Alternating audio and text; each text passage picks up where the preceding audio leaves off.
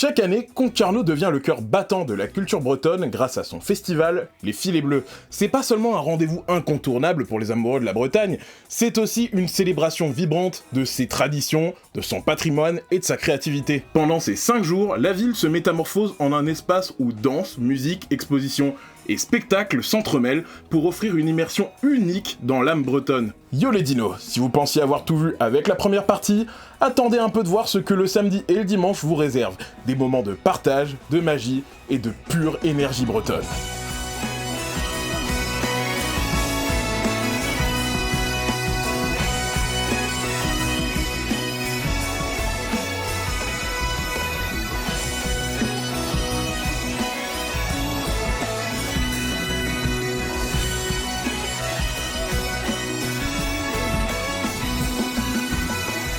Quimper, leur division, le coin le mandon, Villec, l'Orient, Enbon, Alré, Saint-Cal, Guildo, Parade dans les rues d'Hernan. Les cercles aussi sont du voyage, avec leurs belles coiffes remplacées. Le bonheur traverse les visages, les origines et les contrées, les filets bleus. Oh, les filets blancs, quel beau bateau, les filets bleus.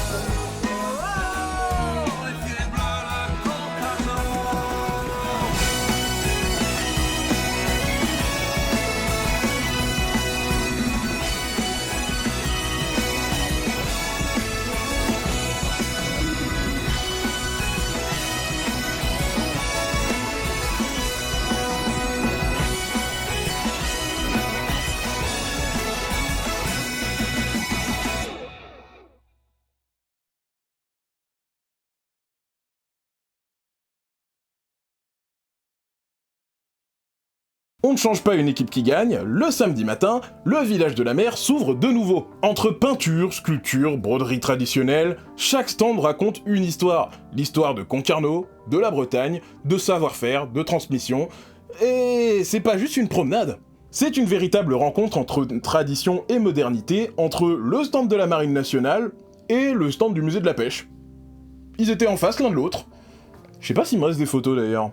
Et un petit peu plus loin, place à la jeunesse avec le défilé des cercles enfants. Ces jeunes artistes en herbe, habillés de costumes traditionnels, mettent tout leur cœur à partager la richesse de leur culture, et leur énergie est plutôt contagieuse. Et ouais, moi je pouvais pas m'empêcher de sourire en les voyant chanter, danser, exister. L'après-midi donne à la journée une nouvelle dimension, car parmi les événements à ne pas manquer, il y avait la visite du Sagittaire. Le Sagittaire est un chasseur de mines de la Marine nationale, et c'est pas tous les jours qu'on peut rentrer dans un bâtiment encore actif. Et d'ailleurs, justement, vu que, à mon avis, c'est du matériel militaire et plutôt top secret, j'ai préféré rien filmer dedans. Voilà. Construit à l'Arsenal de Lorient et admis au service actif en 1996, le Sagittaire est aujourd'hui basé à Brest, même si sa ville marraine, c'est Concarneau, d'où sa présence au Filet Bleu. Long de 52 mètres et armé de 45 marins dont 6 plongeurs démineurs, il est capable de détecter, d'identifier et de neutraliser des mines marines entre 10 et 80 mètres de fond. On le découvre à la fois comme un bijou de technologie et un gardien silencieux, chargé de protéger les mers, les sous-marins nucléaires français et guider les convois sous menace. Depuis janvier 2024, succédant à Philippe Coquin, c'est aujourd'hui Paul Morix qui est le capitaine de corvette, et je tiens à m'excuser si j'ai mal prononcé son nom. Et le palmarès du Sagittaire impressionne. Mer Baltique sous commandement de l'OTAN, formation de la marine ukrainienne en Écosse, mission de déminage, exercices internationaux aux Émirats. Ouais, c'est pas juste un navire que tu visites comme si t'allais au Glénan avec Tata et que tu passais par la vedette. Non, là c'est vraiment une pièce d'histoire, de mission et d'engagement. Et l'après-midi est pimenté de diverses activités. Comme d'habitude, un atelier de broderie t'invite à découvrir les secrets de cet art ancestral. Tu regardes les mains expertes filer le fil comme si elles tissaient le temps lui-même. Et pour ceux qui aiment jouer avec les mots, la dictée des filets bleus vient pimenter le tout. Pas seulement pour les experts, hein, c'est surtout une manière ludique d'apprendre la langue bretonne. Sauf que moi, je n'y ai pas assisté parce qu'en parallèle, il y avait le spectacle Kementou. C'est un spectacle qui réunit plusieurs cercles celtiques venus de Bas-sur-Mer, de Lanester, de Banalec, de Croisic, de Quimperlé et de Concarneau. Sur scène, ça tourbillonne de couleurs, de rythmes et d'émotions. Chaque groupe vient apporter son identité, son souffle, mais ils partagent tous la même mission. Mais attendez-vous à ce que je vous le redise, la mission principale est de faire battre la culture bretonne, de faire revivre son histoire et de partager un maximum d'émotions aux gens.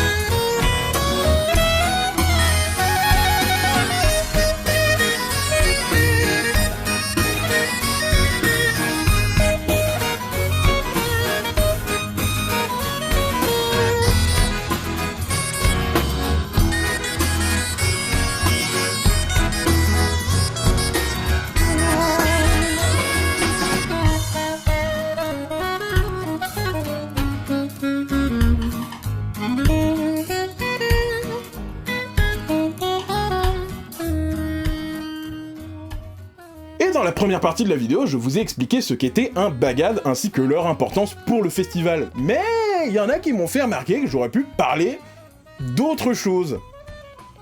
Et ceux qui me connaissent voient où je vais en venir. Les cercles celtiques.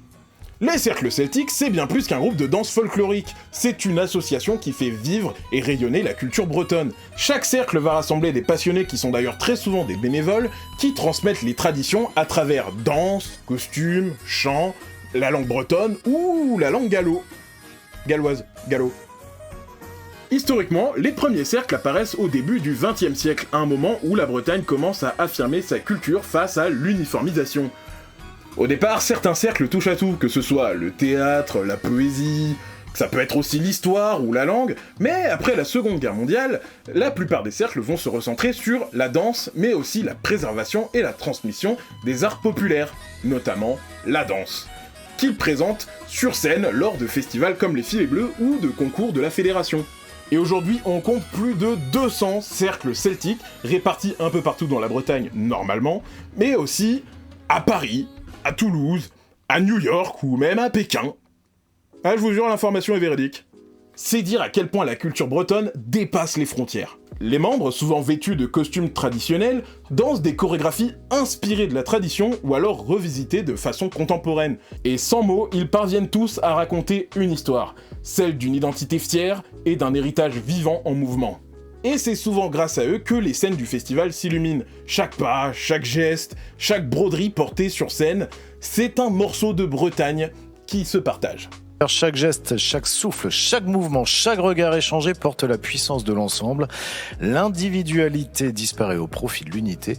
C'est dans l'union que naît la force collective et ça s'appelle Briec 25. Comment dire que t'es un fanboy sans dire que t'es un fanboy ? Allez, ce soir, vous allez retrouver sur scène The Glen Orchestral Big Bang. Vous allez aussi retrouver Startigène, mais tout de suite, on se retrouve avec les premiers, enfin la première, S'il vous plaît, je vais vous demander de laisser de côté la pop rock. Laissez tomber. Laissez de côté Coldplay, Love To, laissez tomber. Nous aussi en Bretagne, on sait faire ça. Et on sait faire ça en mieux parce qu'on le sait chanter en breton. Donc mesdames et messieurs, faites un tonnerre d'applaudissements pour les premiers Madeleine Anne. Et pour terminer cette première journée du week-end, le soir, la grande scène devient le théâtre de performances musicales inoubliables. C'est le groupe de Madeleine Anne qui ouvre les festivités avec douceur et poésie.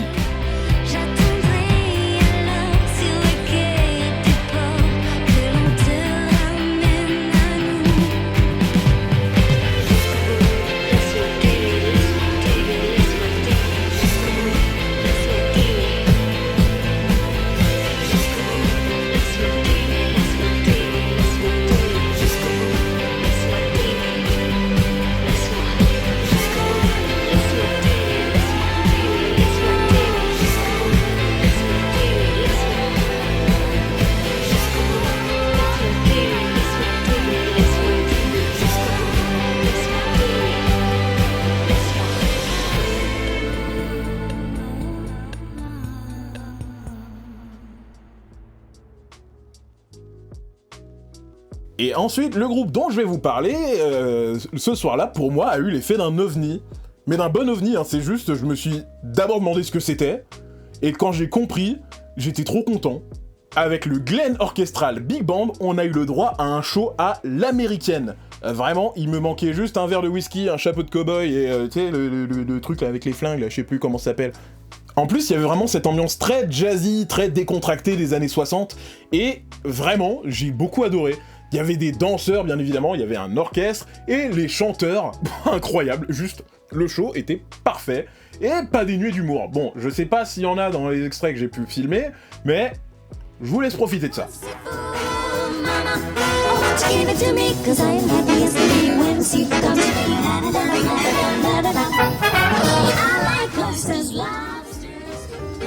I just got word from a guy who heard from the guy next door to me. The girl he met really loves to pet and it fits you to a T. So don't sit under the apple tree with anyone else but me till I come marching home.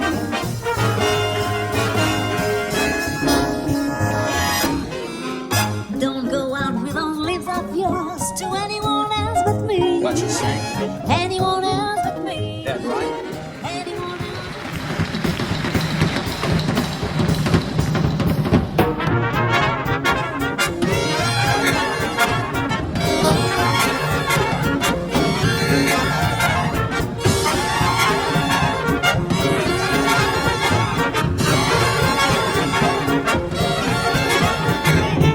Sing, sing, sing, sing. Everybody start to sing. Ooh, ooh, ah, ooh. Now you're singing with the string. Blow, blow, blow, blow. Listen to the trumpets go. Ooh, ooh, ah, ooh. Now you're singing with the string.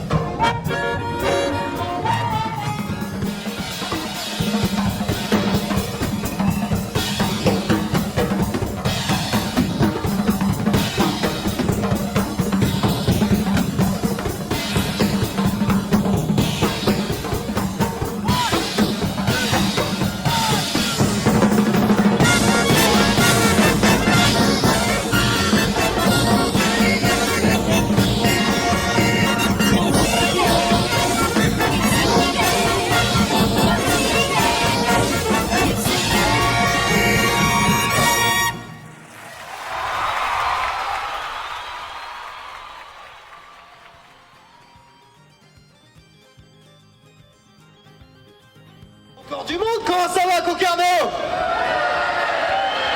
Bon, il y a encore du monde, mais vous faites pas beaucoup de bruit là. Comment ça va, Concarneau?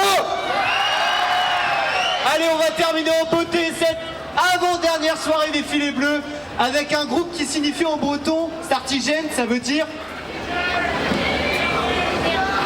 Ouais, bon, on sent que les cours de breton ça n'a pas été ça. Ça veut dire plein d'énergie. Est-ce que vous avez plein d'énergie? Est-ce que Concarneau a encore plein d'énergie? Je vais vous entendre jusqu'à la buvette pour Sartigène. Martigène fait littéralement vibrer la foule avec une énergie débordante. Les festivaliers dansent, chantent et célèbrent ensemble, prouvant une fois de plus que la musique est au cœur de l'identité de cette région.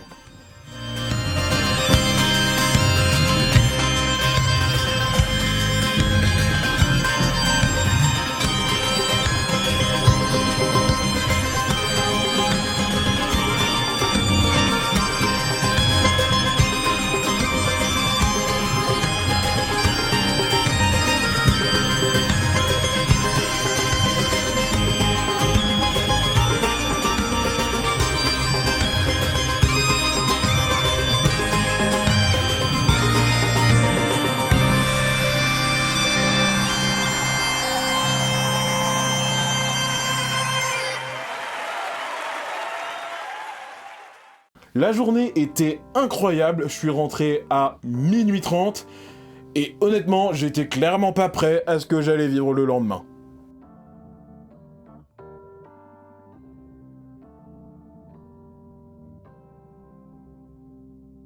Le dernier jour de cette édition commence sous un soleil radieux. Le village de la mer ouvre une dernière fois ses portes pour un dernier bain de culture maritime, d'échanges et de rencontres. Et puis, c'est le grand moment. Le moment de la grande parade. Et c'est plus de 2000 participants venant d'un peu partout dans la Bretagne qui défilent dans les rues de Concarneau. Et quand je dis venant d'un peu partout, sans déconner, il y avait une belle variété. Pays Bigoudin, Penn-Sardine, Pays Glazic, Pays Vantais, de l'Avenne bien évidemment, et si je me rappelle bien, il y avait aussi un peu de Trégor et d'Iroise, donc dans le Nord Finistère. Vraiment, il y avait énormément de monde. Et c'était que le début. Alors, anecdote, le matin du défilé, j'avais oublié les batteries de mon appareil photo, ce qui fait que j'ai dû tout filmer à l'iPhone. Honteux! Des costumes traditionnels, des bagadous puissants, des danses gracieuses, des chants portés par l'histoire. Ce n'est pas qu'un simple défilé, c'est vraiment une fresque vivante, un hommage vibrant à toute cette région, et... t'es là, au milieu de tout ça.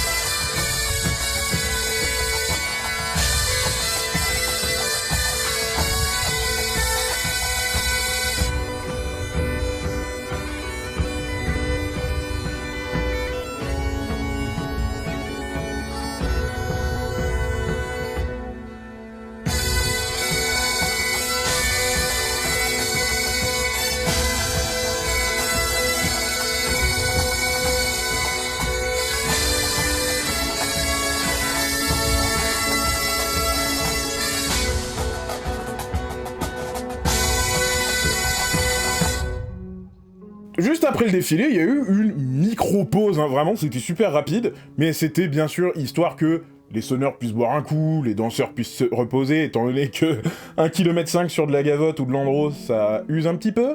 Et juste après, on reste dans l'authentique avec l'après-midi, avec une démonstration de battage à l'ancienne et de lutte bretonne, aussi appelée gouren. Alors, je sais que ça peut paraître un brin hors sujet, mais j'ai quand même envie de vous expliquer ce qu'est le gouren. Et concrètement, c'est de la lutte traditionnelle bretonne. C'est un sport de contact spectaculaire, ancien et profondément ancré dans la culture d'ici. Deux adversaires, qu'ils soient hommes ou femmes, s'affrontent sur un tapis ou sur du sable, en portant une veste spécifique dont le nom m'échappe encore. Si vous l'avez, les commentaires, s'il vous plaît. Dans le but de faire tomber son adversaire, les deux omoplates sur le sol en même temps. Ça s'appelle un lame ou une capture d'écran, et c'est l'équivalent du KO en boxe. Alors après, si c'est lame, lambe, lemme, ça s'écrit comme ça, commentaire, d'accord ? Mais au-delà du combat, il y a une vraie éthique. On commence et on termine le combat par une poignée de main. C'est vraiment un sport de respect, de précision et de stratégie. Pratiqué depuis des siècles, le gouren trouve ses racines dans des techniques martiales anciennes, et il a traversé le temps des nobles du Moyen-Âge jusqu'au gros tournoi d'aujourd'hui. On le retrouve non seulement en Bretagne, mais aussi lors de rencontres internationales avec l'Écosse, la Cornouaille anglaise, et même la Nouvelle-Orléans. Et vraiment, assister à une démonstration de gouren, c'est un peu comme ouvrir une fenêtre sur la Bretagne d'hier. Enfin, aujourd'hui, quoi. Mais hier. Vous m'avez compris. Ensuite, sur les deux scènes, Armor et Argoat, les spectacles continuent. Musique, danse, rire, émotion, chaque instant est un pas de plus dans cette immersion.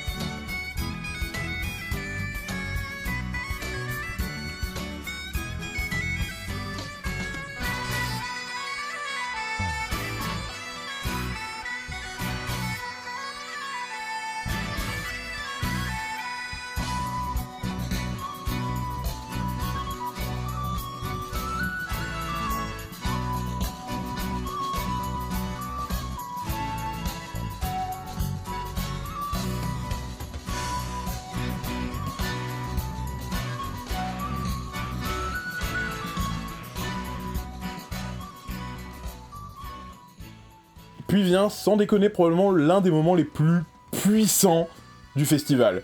Et je l'ai peut-être dit souvent qu'il y avait des moments puissants, des moments très forts. Là, croyez-moi que je pèse mes mots. Parce que, pour le triomphe des sonneurs, il y a plus d'une centaine, je dirais un bon millier, de sonneurs qui se sont regroupés sous une seule mélodie.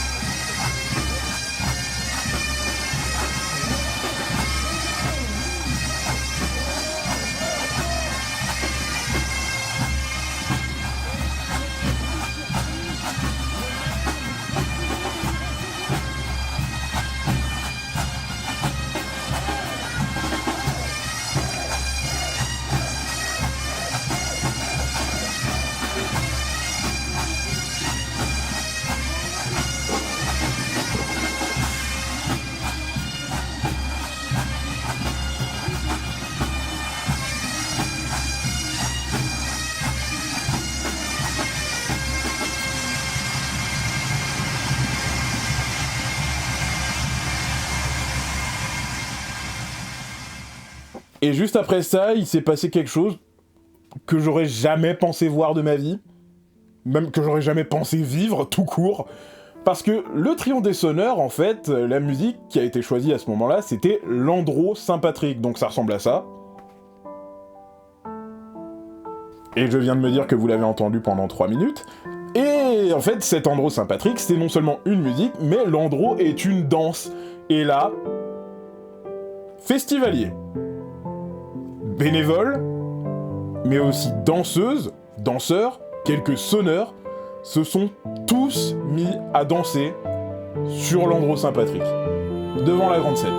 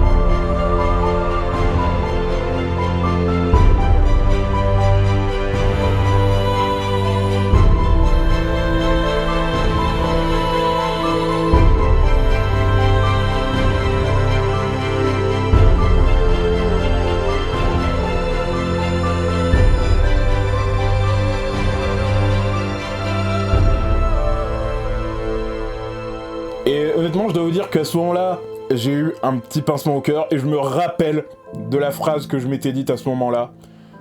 C'est plus un festival. C'est un battement de cœur collectif. ce n'est pas un festival, ce n'est pas une fête, c'est la Bretagne. Voilà. Le petit temps de pause qui a suivi était vraiment bienvenu, histoire de se remettre un peu des émotions, de se remplir l'estomac, et moi il me semble que j'ai attendu les amis pour aller au resto... Ah non, on avait mangé sur le festival... Enfin bref...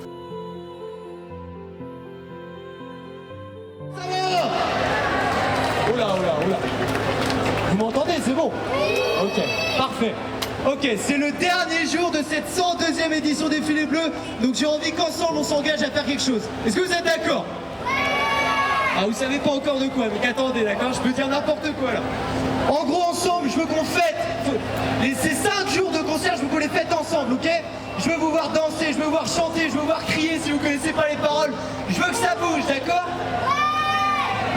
Devant, en tout cas, je vois que c'est bon. Derrière, je vois que c'est un peu plus compliqué, mais je compte sur les prochains artistes pour vous faire bouger un peu plus.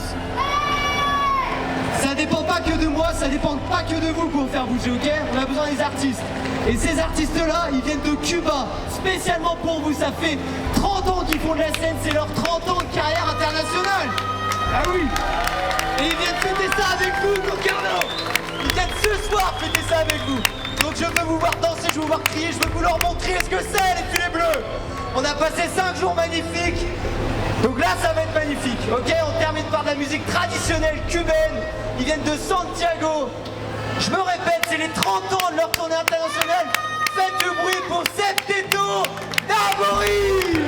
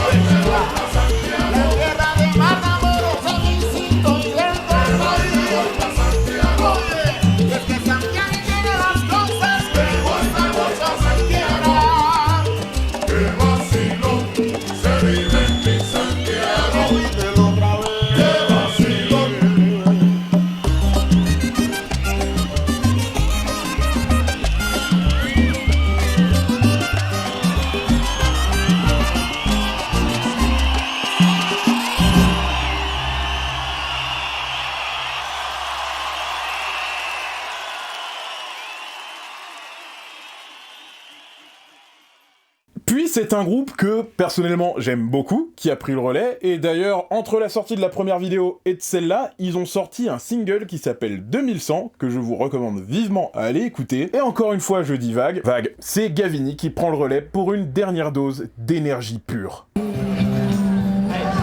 Rebonsoir Concarneau, comment ça va? Allez, c'est le dernier concert des Filets Bleus de cette 102e édition. J'ai pas beaucoup de temps, vous avez vu, on a pris un peu de retard, mais j'aimerais s'il vous plaît qu'on fasse un maximum de bruit pour toutes les personnes sans qui le festival n'existerait pas. Merci à toutes les équipes en plateau, à la technique, à tous les bénévoles. Faites-leur un maximum de bruit, Concarneau. Allez, ce sera tout pour les remerciements, mais voilà. Merci beaucoup à vous aussi et profitez bien du feu d'artifice dans la foulée. Et maintenant, de Gavini, s'il vous plaît. Et toi tu fais quoi? Dis-moi tu fais quoi? Et toi dis-moi, et toi tu fais quoi? Dis-moi tu fais quoi? Et toi dis-moi, et toi tu fais quoi? Dis-moi tu fais quoi? Et toi dis-moi, et toi tu fais quoi? Dis-moi tu fais quoi? Et toi dis-moi.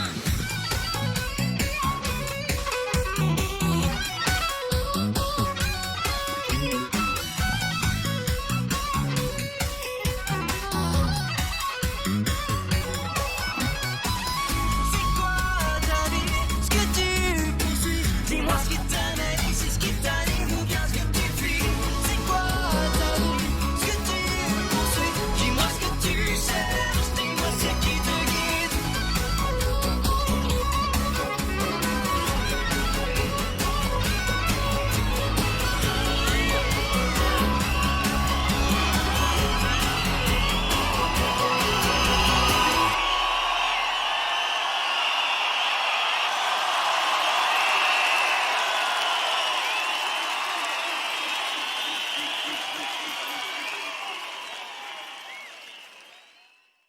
Et pour clôturer en beauté, le festival s'achève en apothéose sur un feu d'artifice grandiose tiré depuis... j'en sais rien, moi j'étais resté devant Gavini.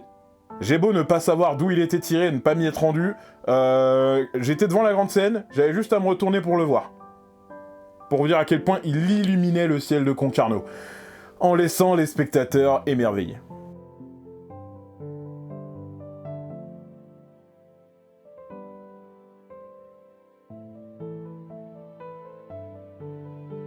Qu'est-ce qui vous plaît dans ce festival des filets bleus?